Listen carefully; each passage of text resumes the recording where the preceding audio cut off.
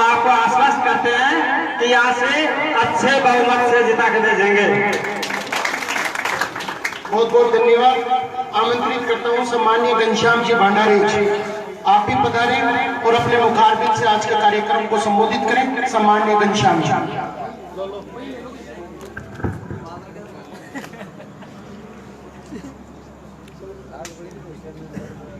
जयपुर ग्रामीण से कांग्रेस के प्रत्याशी महेंद्र कृष्णा जी, विधायक मेरे भाई गोपाल जी मीना और यहाँ के सरपंच साहब, मंच पर बैठे हुए सभी कांग्रेस के प्रबुद्ध कांग्रेस और गांव वासियों, आप सबको पता है 6 मई को लोकसभा के चुनाव होने जा रहे हैं और इस क्षेत्र से जयपुर ग्रामीण से कृष्णा जी को हमारा प्रत्याशी घोषित किया है। इस देश में जिस प्रकार का शासन चल रहा है और जिस प्रकार से शासन चलाया जा रहा है, आज इस देश में पिछले 5 साल में हर आदमी अत्यंत दुखी हो गया। साथियों, आपको पता है राजस्थान सरकार ने और जब कांग्रेस की सरकार थी, हमें जनहित की कई योजनाएं दी। 2 रुपए किलो का अनाज दिया, 500 रुपए और 750 रुपए हर गांव में गरीब व्यक्ति को पेंशन दी, वृद्ध को पेंशन दी। गांव में लोगों को आने जाने की सुविधा के लिए ग्रामीण बसें चलाई और दवाएं मुफ्त की, हमारे पशुओं का इलाज मुफ्त किया और ऐसी बहुत सारी योजनाएं थी। जब किसान मंडी में माल बेचने जाता था तो 2 रुपए बोनस मिलता था उसको। दूध की बिक्री पर, जो हमारा आजीविका एक साधन है, उस पर भी हमें बोनस दिया जाता था। जैसे ही ये सरकार, जुमलेबाज सरकार देश में आई, इन्होंने लोगों को झांसे में लिया।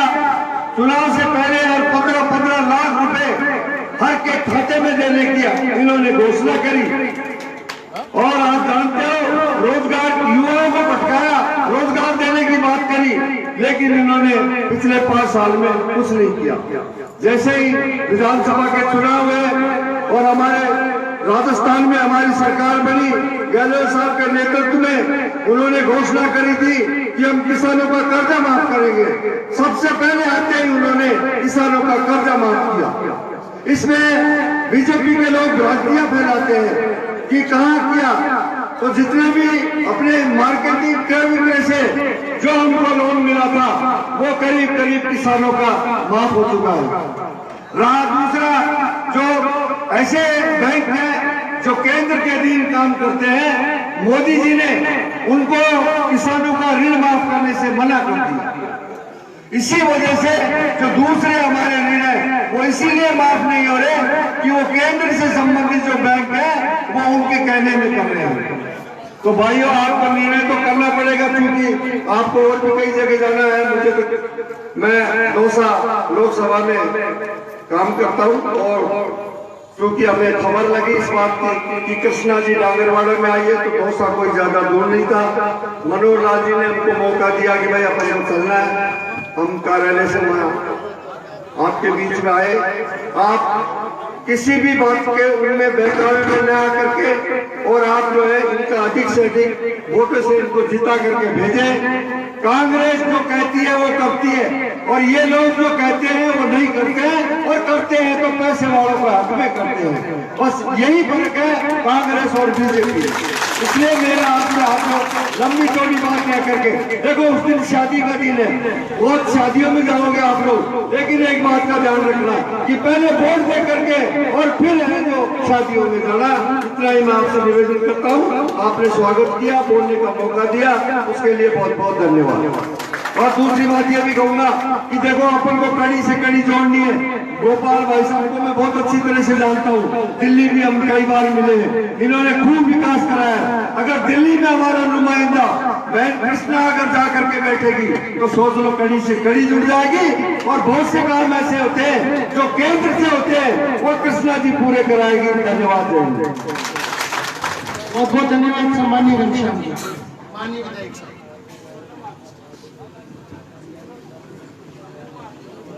बोलो कांग्रेस पार्टी। आपको काफी समय से इंतजार कर रहे थे, आचार संहिता का टाइम 10 बजे तक है, इसलिए आप लोगों के बीच में मैं थोड़े समय में बात कहूंगा। हमारे बीच में हमारी लोकप्रिय सांसद सम्मानीय श्रीमती डॉक्टर कृष्णा पूनिया जी और हमारे जमरामगढ़ के प्रधान रामजीलाल जी, लक्ष्मण सिंह जी, तारा बेनीवाल जी, घनश्याम जी, दौसा से प्रवक्ता मनोहर सिंह जी, यहाँ के सरपंच साहब मधु गुप्ता, लल्लू जी सेठ जी, कैलाश जी, हमारे पूर्व ब्लॉक अध्यक्ष जी द्वारका प्रसाद जी मेहरवा, पावलाल जी यादव, और मैं सबको जानता हूँ, वो करते हैं सब लोगों को नदीम प्रधान, सम्मानित मंच सबका नाम ले जानता हूँ। सम्मानित मंच, सामने बैठे सभी बुजुर्गों, नौजवान साथियों, माता और बहनों, मैंने बहुत कुछ आप लोगों के बीच में, आप लोगों ने 2 बार मुझे आशीर्वाद देकर विधानसभा तक पहुंचा है। और मैं जानता हूँ कि यहाँ पे चाहे मैं भी नहीं आऊँ, चाहे कृष्णा पूनिया जी भी नहीं आए, आप खुद ही चुनाव लड़ते हो। डांगरवाड़ा के दूसरे को कहने की जरूरत नहीं है, क्योंकि आप अपने आप कैंडिडेट बनकर चुनाव लड़ते हो। हम नहीं भी आए तो कोई परवाह नहीं है आपके, आप खुद लाठी लेके सीधे चल जाते। आप लोगों को मैं एक बात कहना चाहूंगा कि हमारी जो उम्मीदवार आई है, ये एक किसान परिवार से है, सामान्य परिवार से है, और मेरे साथ विधायक भी है, सादुलपुर से, सादुल शहर से विधायक भी है, और इनको वहां की जनता ने प्यार देकर विधानसभा तक पहुंचाया है, जैसे आप लोगों ने मुझे विधानसभा में पहुंचाया। लेकिन राहुल गांधी जी शीर्ष नेतृत्व ने इनको यहाँ से लोकसभा का उम्मीदवार बनाया। आप लोगों को कहना चाहूंगा कि आप इतना प्यार देकर, इतना वोट देकर इनको लोकसभा तक पहुंचाए, ताकि आप लोगों को ये याद रख सके और साधु के लोगों को कह सके कि भाई मुझे दिल्ली वहां से पहुंचा दिया, क्योंकि वो तो यहाँ जयपुर पहुंचा दिए और अब जयपुर वाले दिल्ली पहुंचा दो। यही आप लोगों को मैं कहना चाहूंगा। काफी समय हो गया, क्योंकि आचार संहिता में लाइव चलता नहीं है, लाइव चलेगा तो बहुत सारे लोग देखेंगे कि हमारी प्रत्याशी किस प्रकार से भाषण दे रही है, आप लोगों के बीच में काफी कुछ बात बताएंगे। मैं आपको सबको धन्यवाद देता हूँ कि आप इतने समय तक यहाँ पे रुके हुए हो और कांग्रेस के प्रति आप लोगों की भावना है। मैं आप लोगों से एक ही निवेदन है कि हमारी जो कांग्रेस की प्रत्याशी है, आप सब लोग जो विधानसभा में जो चुनाव लड़े उससे ज्यादा वोटों से आप जिता के भेजेंगे, ऐसा आप लोग वादा करके इनको कहो और सब हाथ उठा के इनको आशीर्वाद दो, सब दोनों हाथ उठा के आशीर्वाद दो कि आप लोगों को जिता के हमें लोकसभा में पहुंचाएंगे।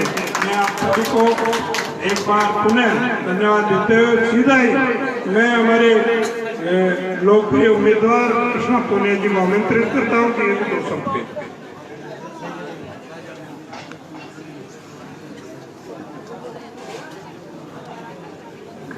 डागरवाड़ा की पंचायत की आज इस चुनावी सभा में सम्मानित मंच कहना चाहूंगी। सम्मानीय गोपाल जी हमारे विधायक साहब, साथ में चल रही पूरी टीम सुबह से काफी मेहनत करती आ रही है।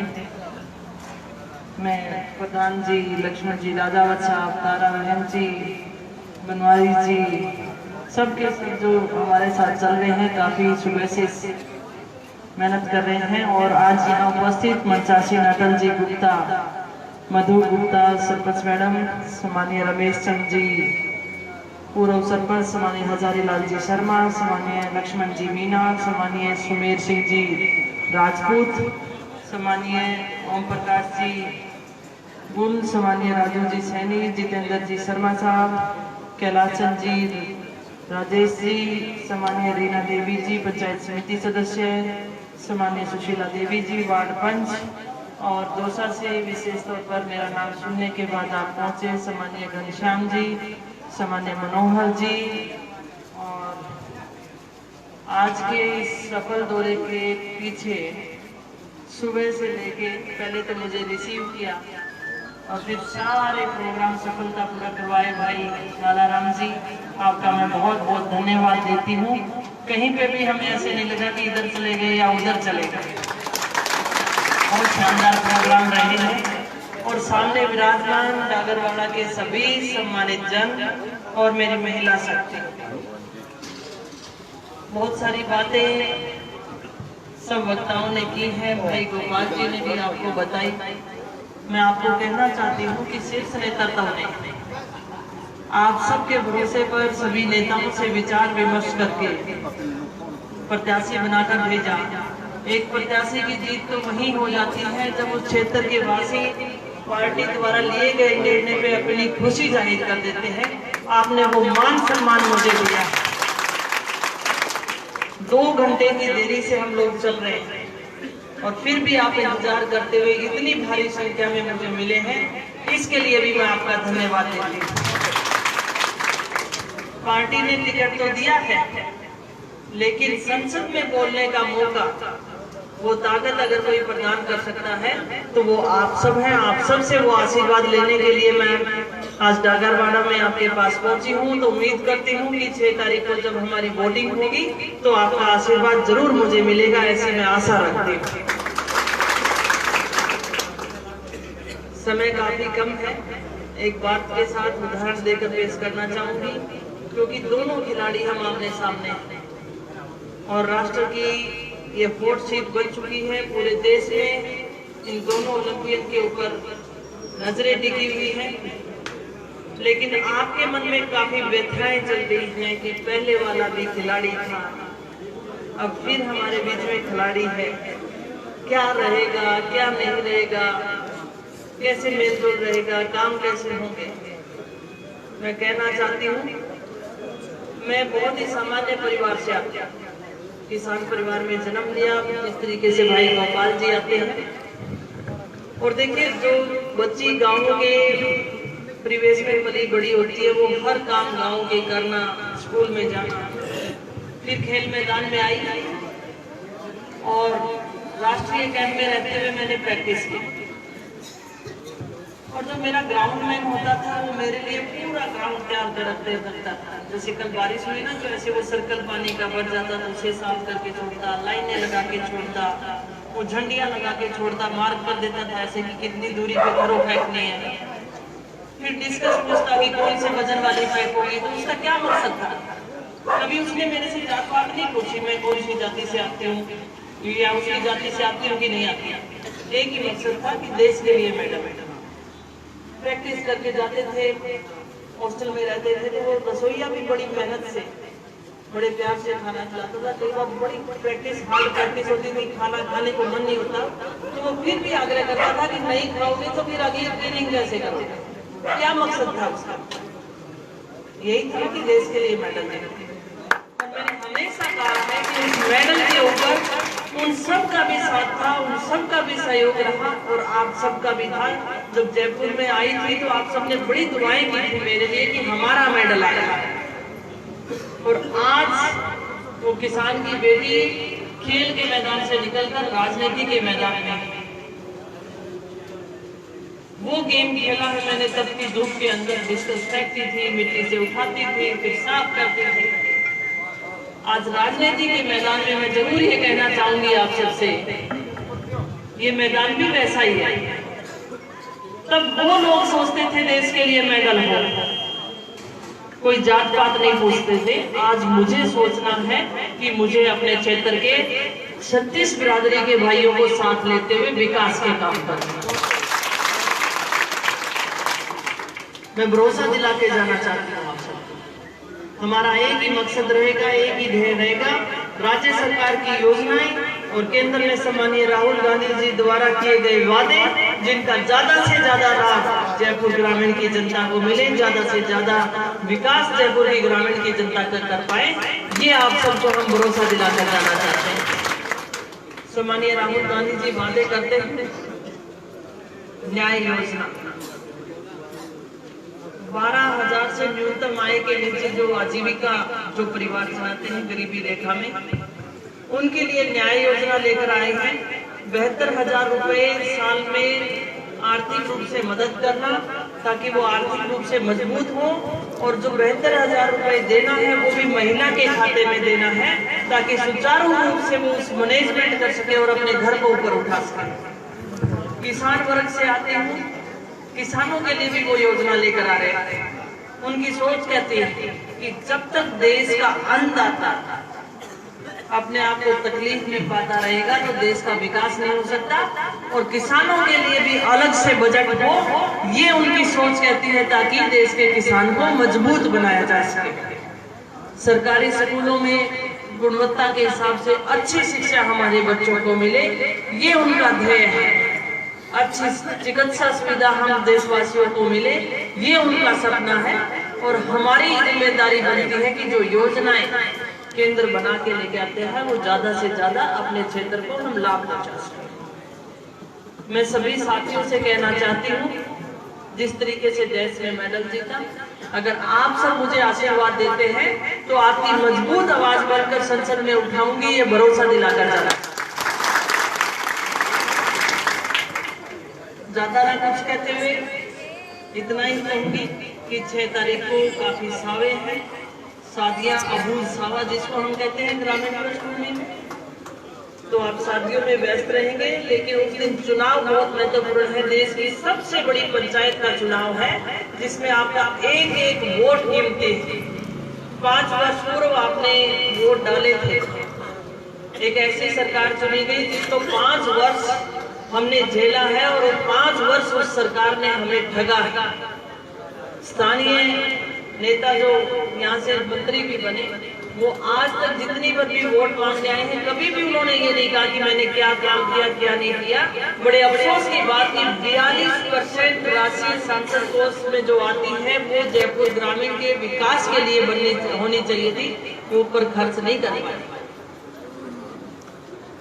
मैं यहाँ पर ये जरूर कहना चाहूंगी कि उस दिन आप वोटिंग जरूर करें, क्योंकि एक एक वोट कीमती है। सम्मानीय हमारे डॉक्टर सीपी जोशी जी भी एक वोट से हारे थे। सब लोग आप मुझे आश्वासन देते हैं कि जीत भी दिलाने वाले आप ही हैं, लेकिन मैं प्रत्याशी हूं तो मेरी ये फर्ज बन जाता है कि फिर भी आपको प्रेरित करूं कि जीत मानकर मत बैठना, हर हमें 6 तारीख तक एक वोट आखिरी वोट डले तब तक मेहनत करने की जरूरत। मैं मेरी महिला शक्ति को एक और बात कहना चाहूंगी। मैं विधायक हूं अभी, और जहां से विधायक चुन के आती हूँ वहां पर महिलाओं ने पुरुषों के मुकाबले 9% वोटिंग ज्यादा की थी, और उन्होंने एक नारा दिया था, ले घूंघट की ओट दे कृष्णा को वोट। तो वो नारे को सही साबित करते हुए 9% वोटिंग ज्यादा करनी है। आप सबका आभार व्यक्त करती हूँ। आप सबने बड़ा प्रेम दिया है, मुझे बड़ा आशीर्वाद दिया है। जीत हार आप सबकी भावनाओं से तो मुझे लगता है कि आप मुझे सांसद बनाना चाहते हैं। फिर भी मैं आप सबसे आग्रह करती हूँ कि एक मौका आप जरूर देना। बीजेपी वाले तो मुझे कैंडिडेट मानते नहीं है, कहते कांग्रेस के पास तो कैंडिडेट ही नहीं है। अब कैंडिडेट मानना तो आपके हाथ में है कि किसे मानते हैं। तो आप सबसे पुनः आग्रह करती हूँ और देरी से आने के लिए माफी चाहती हूँ। फिर दोबारा अगर मुझे जिता के भेजते हो तो दोबारा फिर हम दोनों चल के आएंगे, विकास के काम करेंगे। आप सबका बहुत बहुत आभार, धन्यवाद। जय हिंद, जय भारत। बहुत बहुत धन्यवाद। और मैं एक बार पुनः मंच की ओर से जो भी कार्यकर्ता बैठे हैं उनसे